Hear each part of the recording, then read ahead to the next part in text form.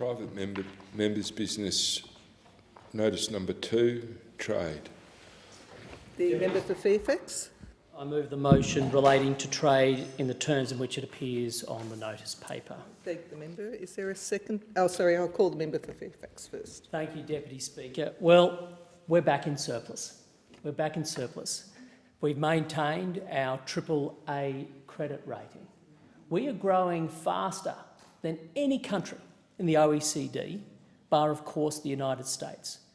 27 years of continuous economic growth, a $100 billion infrastructure plan, record spending on health and education, the single largest recapitalisation program in the history of the Australian Defence Forces. Now, the stats just keep on going, Deputy Speaker. But the question has to be asked, how are we doing this?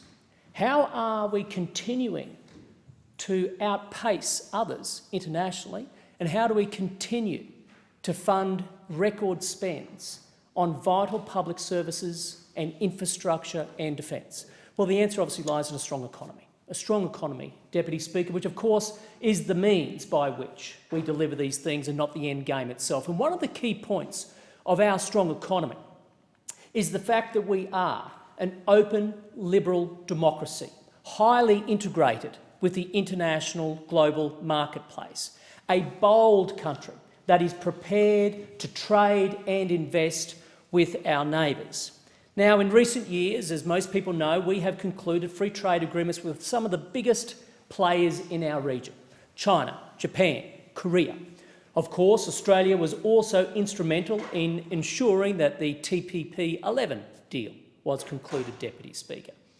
And as it stands, about 70% of our trade now goes through with countries with whom we have a free trade agreement. And this is wonderful news, Deputy Speaker. But the reason I stand today, as reflected in the terms of this motion, is to celebrate the fact that in May this year, we had the greatest results when it came to our monthly trade surplus, greatest in our history at $5.7 billion, Deputy Speaker. What's more, what members of the chamber here might be interested in is that the most highest performing 5 months of trade surpluses were all in this year, Deputy Speaker, all in this year. In 2018 alone, we had record exports of $438 billion, $438 billion. And so trade has contributed around a quarter of Australia's economic growth over the past 5 years. Now, these are all very big statistics, big figures, but it translates into opportunities for businesses and jobs. 53,000 businesses in Australia, small, medium, large, export to the world, 53,000. Now, with that, of course, comes countless jobs and opportunities. And that is why this record result with our trade surplus is so vitally important. Now, behind there, of course, just lies human stories. And I know this from personal experience, Deputy Speaker. My first job internationally was still as a teenager, working in Greater China, selling Australian wheat flour. And I knew that every bag of wheat flour I would sell would actually be transacted through someone in Wooloowin, in an office in Wooloowin in Brisbane.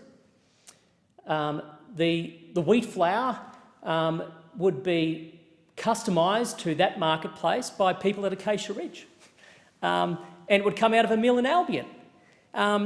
It would be good, hard-working Australians and their families who would win every single time I'd sell a bag of wheat flour.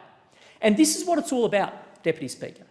You have thousands of Australians exporting our products, generating jobs, because Australians in our DNA know that we have something unique. It is why we punch above our weight. It is why we are the most innovative free market economy in the world, despite our relatively small size.